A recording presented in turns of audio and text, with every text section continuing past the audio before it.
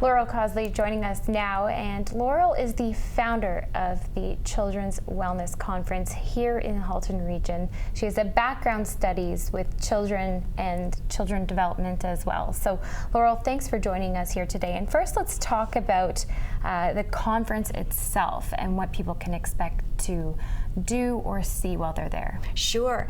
I'm so thrilled to be here, so thank you for having me. You know, last year was our first kick at the can, so to speak, with Children's Wellness Conference, and we changed it up a little bit this year. So this year, we're really focusing and helping people focus on their own wellness as it contributes to the children that they work with, the children they live with, et cetera, et cetera. And so the workshops are about children, they're not for children. And so our theme this year is Come Play With Us. So what we want to do, we're hosting it at beautiful Sidra Bean Retreat Center in North Burlington. And really what we want people to do is to tap into what their needs are as it's reflected in either the practice that they have, whether they're a therapist or a life coach, or as a parent. What do they need right in that moment to help them not only find better supports for the children that they live with or work with, but also to tap into what their needs are. Because as you know, as a busy mom, and I'm a busy mom of older folk, we don't take time to really focus in on our wellness. We're too busy working, you know, orchestrating things that are going on with the children that we live with or we work with, but we don't really have that time for any self-reflection. So that's a big change from last year's conference, is actually to be able to do that. So we've got you know, all different modalities represented. We've got 17 exhibitors with their products and services all set up.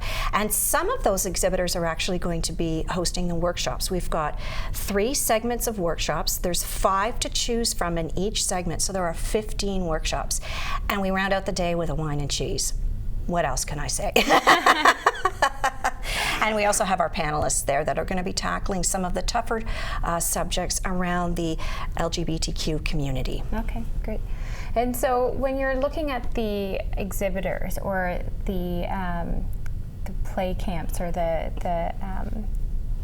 events that you're taking place, what will they be doing? Are you sitting down and playing? Are you learning how to interact with your child? Are you understanding their cognitive behavioral cognitive behavior rather? What exactly are they doing? So there's a whole series. Some of the workshops are play-based, some are outdoors, some are indoors. We have improv, a class in improv. We have hikes that that are sort of the mindful type of hike where you go out into the outside.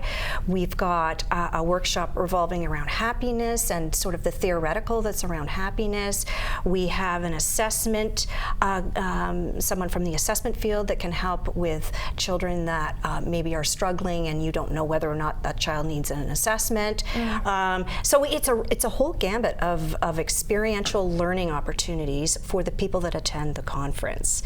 And no sign up, you just sit quiet, think about what your needs are of the children that you live with, of the children that you work with, and then you attend the workshop that floats your boat, as I would say. And why? Why did you decide to do a conference like this? You know, what I found is in our community, we really, even though there are great supports out there, we really are still siloed in, you know, certain groups stay together with certain groups. And what I found is I didn't know it was in this community, and I work with children. And I thought we really need to build a much larger community than, you know, just what's in our at our back door. Let's find out what other supports are there, because children don't come with prescriptions.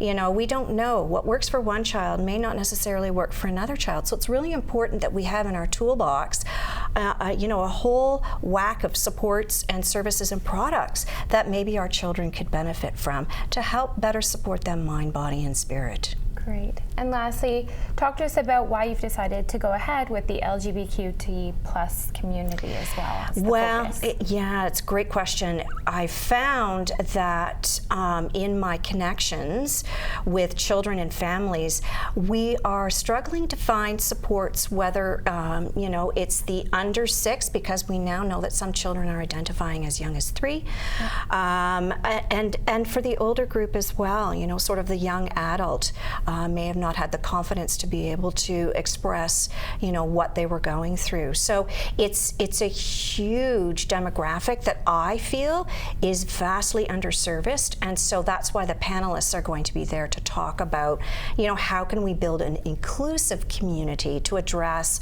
all the needs of those types of children all the way up into young adulthood. Great. Well, thank you so much for joining us here today. The conference does sound so amazing. I'm very excited to be a part of that as well. And the Children's Wellness Conference of Canada, again, will take place this September 28th at 9:15 a.m. at the Sidra Bean Retreat Center. For more information, you can go to childrenswellnessconference.ca.